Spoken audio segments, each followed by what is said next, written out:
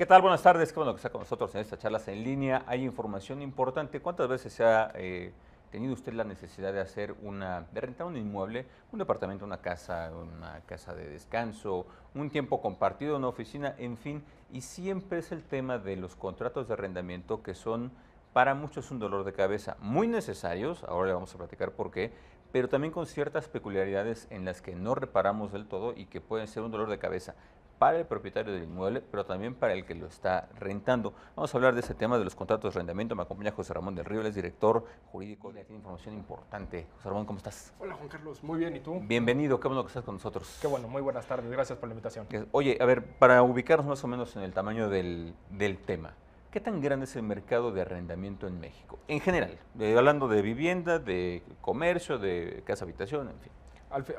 El mercado de inmobiliario en México es muy grande y es un mercado que va creciendo muchísimo, ya que pues, actualmente la Ciudad de México demográficamente está creciendo su población y sobre todo la población joven, que es gente que pues, por lo general se quiere salir de la casa de sus papás o se casan y que no tienen siempre la posibilidad de dar el enganche para generar una hipoteca y todo. Entonces, pues, el mercado de la renta va creciendo. En oficinas es fuertísimo, en industriales muy fuerte y en casa-habitación ni se diga también. Claro, ahora, siempre que vamos a querer empezar nuestra vida independiente, poner un pequeño negocio, contratar una oficina, pensamos en el arrendamiento, efectivamente. No hay siempre la posibilidad de adquirir un inmueble. Claro que sí, es la opción más fácil, ya que no se necesita un desembolso de capital importante y se puede hacer pues, alrededor de... Hoy en día una persona tarda en arrendar un inmueble alrededor de 15 días, 20 días, es el tiempo que le dedica. Eso te iba a preguntar y que nos preguntan mucho también del auditorio. ¿Es difícil arrendar un inmueble? Creo que es más difícil encontrar el ideal que el trámite per se. Las dos cosas tienen su peculiaridad y por lo mismo que es muy buen negocio también para la gente que tiene. Mucha gente cree que el arrendamiento es un negocio sencillo porque metes al inquilino y se te acabó el problema, lo cual no es cierto. Han existido muchas reformas en materia de seguridad, tales como es la ley de extinción de dominio, entre otras, que le generan una carga al propietario del inmueble para rentarlo, que se tiene que asegurar precisamente de la identidad y demás aspectos importantes de la persona que le está rentando. O sea, no es lo renté, yo propietario no lo rento y ya la hice. No. Exactamente, no. Existen muchos otros factores que debe de contemplar precisamente para poder conservar su patrimonio, porque hoy en día la ley de extinción de dominio te dice que si tú le rentas a una persona que realiza actividades ilícitas dentro del inmueble, la ley de extinción de dominio te puede hacer que te expropien aunque tú seas el más decente del planeta. Exactamente.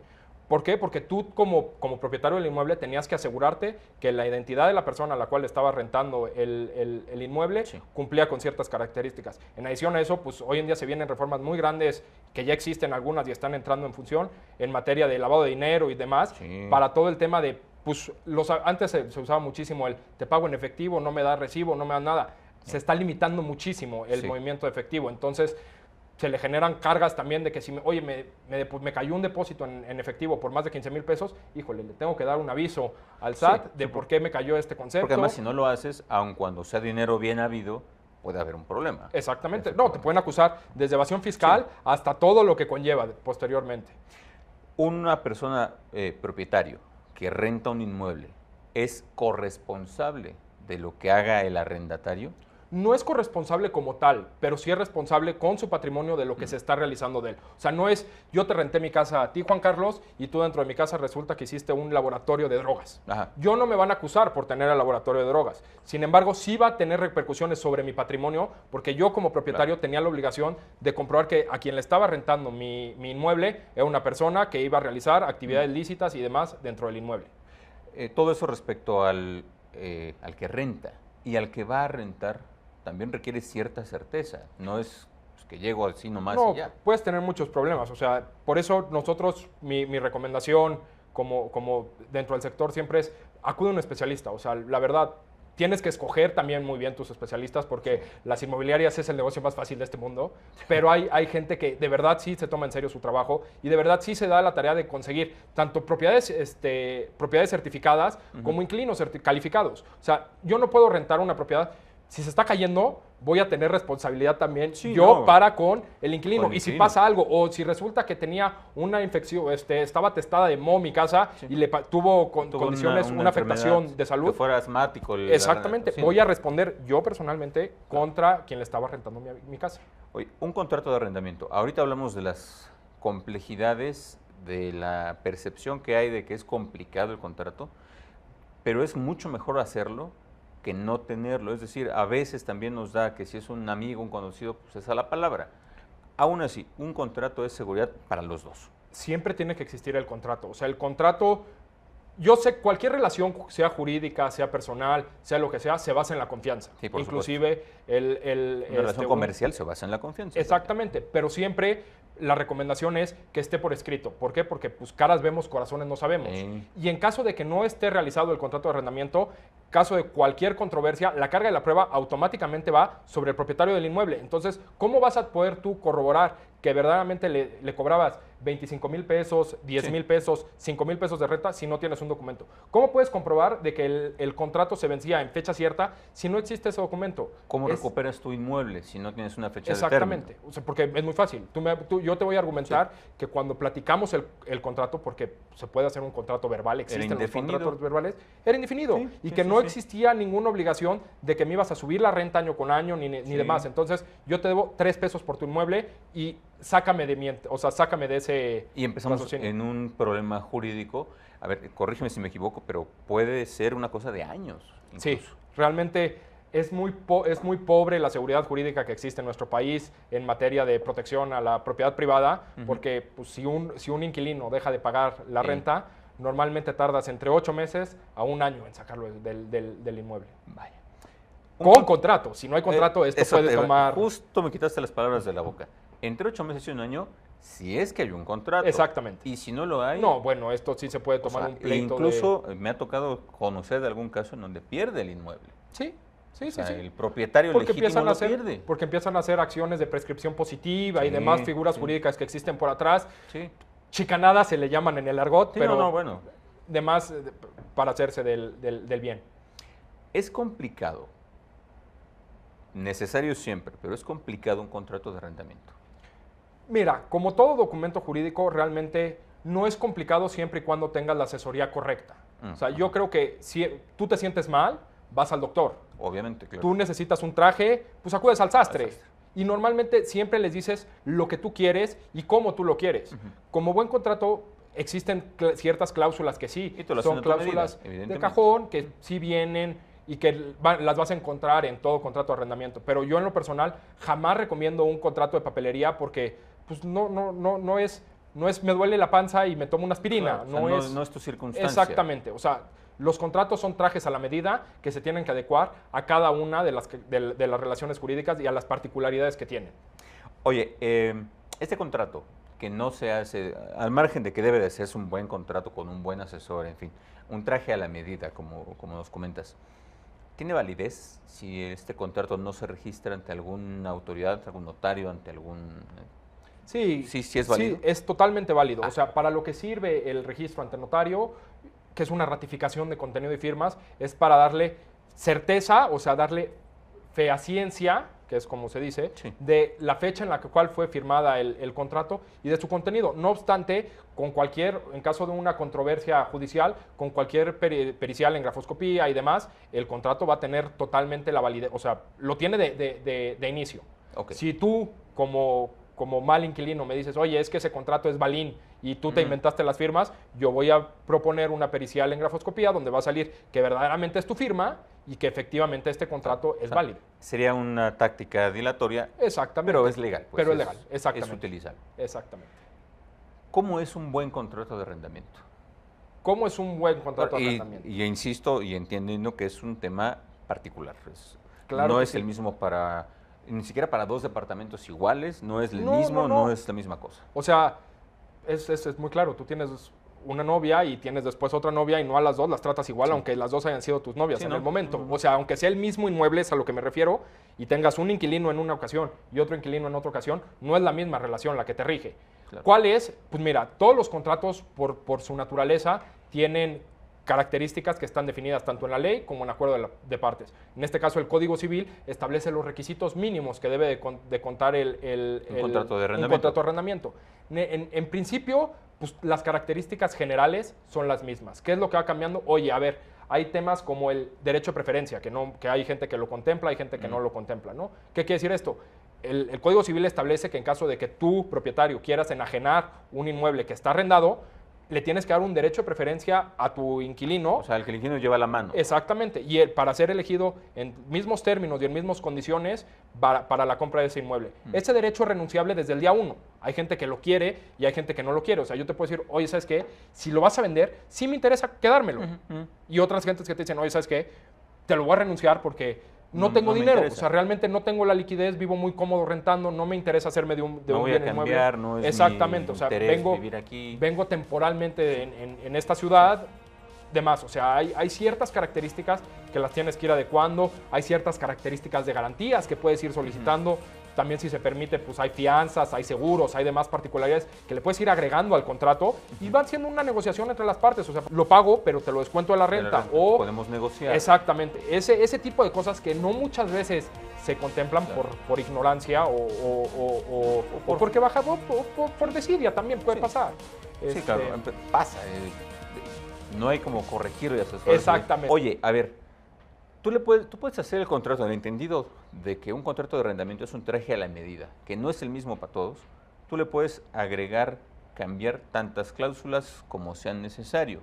Te lo pregunto, ¿puedes como propietario hacerlo, pero como arrendatario pedir ciertas cláusulas también en el contrato? Claro que sí, o sea, es un derecho de las dos partes. O sea, no hay contratos de adhesión en materia de arrendamiento y esa es una mala percepción que se tiene del mercado. Realmente los únicos contratos de adhesión son los que se registran ante Profeco o ante Conducef para ciertas características y el contrato de arrendamiento claramente no es uno de esos. Entonces, como buena relación, claro que el inquilino está en todo su derecho de decirle, oye, ¿sabes qué? A mí me gustaría que le incluyéramos aquí esto o que le quitáramos aquí esto y adelante. O sea, es totalmente válido en esta y se debe de hacer. En esta no. Y se debe de hacer. O sea, es un ejercicio sano para todos.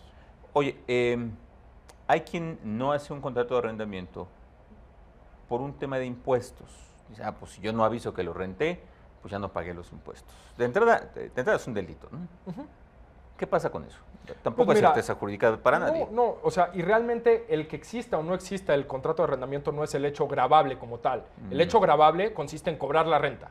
Y hay ciertos mecanismos ya especializados y simplificados del SAT para poder declarar las rentas fácilmente, donde tienes una deducción simplificada, donde automáticamente tu tasa gravable se te baja y mucha gente tiene la percepción de que es que si cobro 15,000 pesos de renta, voy a tener que pagar 5,000 pesos de impuestos. Sí. No es cierto. Hay mecanismos simplificados donde tu tasa gravable se te baja y si rentas un departamento en 15,000 pesos, realmente terminas pagando el 10% de la renta, son 1,500 pesos y cumples tus obligaciones, que creo que es nuestra obligación de todos. Claro, porque no cumplirlo es mucho más caro. No, para empezar, es un delito. Pues de y dos, estás dejando desprotegido tu patrimonio por algo que no, o sea, que es una mala percepción. El que yo no tenga contrato de arrendamiento no es algo que me exima de pagar mis impuestos. Sí, no, porque regresamos que el hecho gravable es pero si me quitas percibir la renta. Pero si te quita seguridad. No tener el contrato me quita te quita seguridad como propietario. Estás dejando desprotegido tu patrimonio.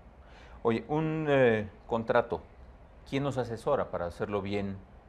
Que no Internet, no digo, Internet tiene muchísimas ventajas, es una cosa muy buena, pero... Creo que la asesoría tiene que venir desde que te asesoras con un buen especialista, con un buen agente inmobiliario. ¿Un agente inmobiliario es el ideal que te puede ayudar? Hay agencias inmobiliarias que tienen su despacho jurídico interno que funcionan muy bien. Hay otras agencias jurídicas hay otras agencias inmobiliarias que realmente no tienen su despacho jurídico y se dedican a machotear o a hacer contratos de Internet, que eso no es lo correcto y la verdad no están haciendo bien su trabajo. No son trajes a la medida. No, exactamente. Ahora, ¿por qué debe de empezar la asesoría desde el agente inmobiliario? Porque regresamos al punto.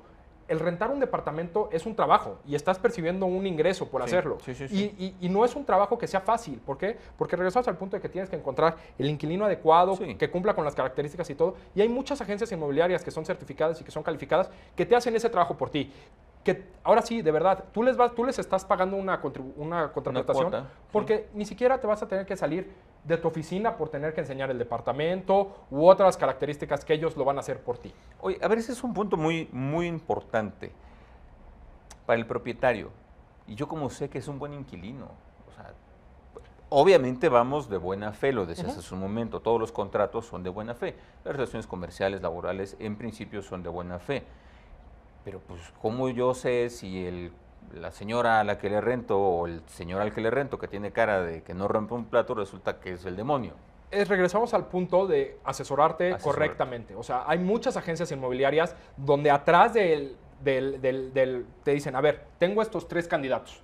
De estos 3 candidatos les practicamos un estudio en su buró de crédito, revisamos su comportamiento crediticio, revisamos sus comprobantes de ingresos, los validamos porque muchas veces que me traigan una carta que dice que ganaba 100,000 pesos, pues me volteo a la oficina y le digo a mi compañero de escritorio, échale un garabato, ¿no? Total, nadie va a hablar. Sí, no, claro. Entonces, estas agencias de verdad se dan a la tarea de hacer su trabajo y ya te dicen, a ver, oye, ¿sabes qué? El perfil de riesgo de este cliente es mucho menor. ¿Por qué? Porque sus ingresos van ad hoc. O sea, yo jamás recomendaría que le rentaras tu propiedad a una persona cuya renta va a ser mayor del 30% de sus ingresos, porque lo estás ahorcando.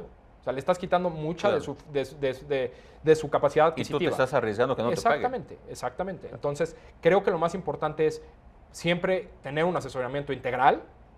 Repito, hay muchas agencias, no es nuestro trabajo hacer anuncios, pero hay muchas agencias donde sí, de verdad, se dan a su trabajo de, 1, hacerte el background check de todo tu prospecto de inquilino.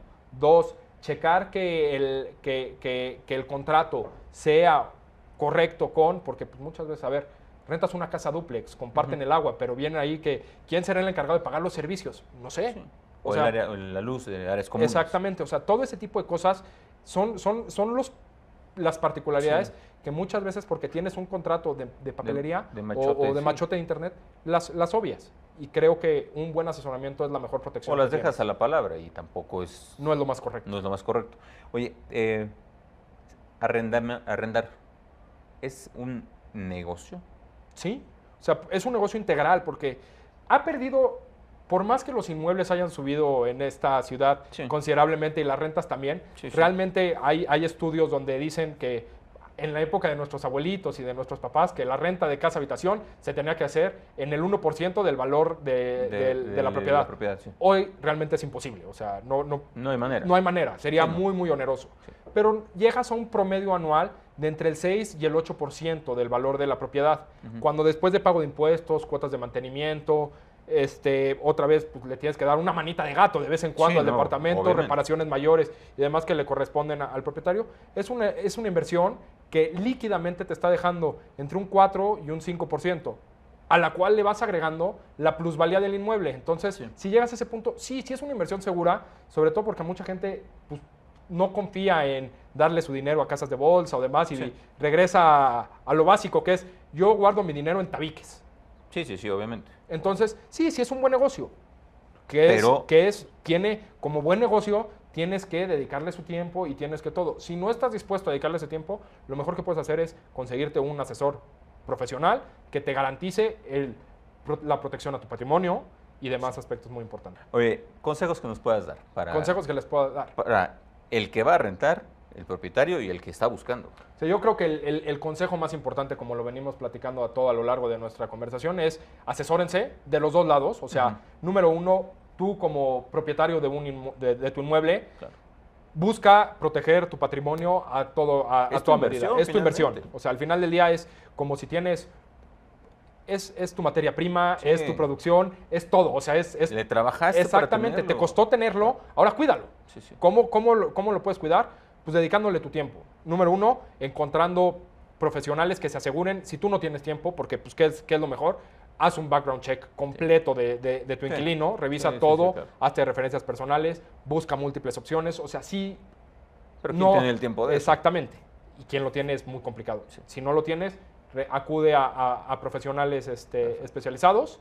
Y también como inquilino es mucho más fácil, porque puedes llegar tú y decirle, oye, ¿sabes qué? A ver, quiero un departamento que tenga 3 departamentos con 2 baños, que permita mascotas en esto y demás. Y te va a asegurar que el departamento en el cual vas a habitar, que va a ser tu casa pues 1 año, 2 años, 3 años, que atenciones creo que es muy importante. Perfecto. José Ramón, muchas gracias por estar con nosotros. Muchísimas gracias a ustedes por la invitación, que estén muy bien. Gracias y gracias también a ustedes por habernos acompañado. Pasen una excelente tarde, descanse y nos vemos mañana con otra charla.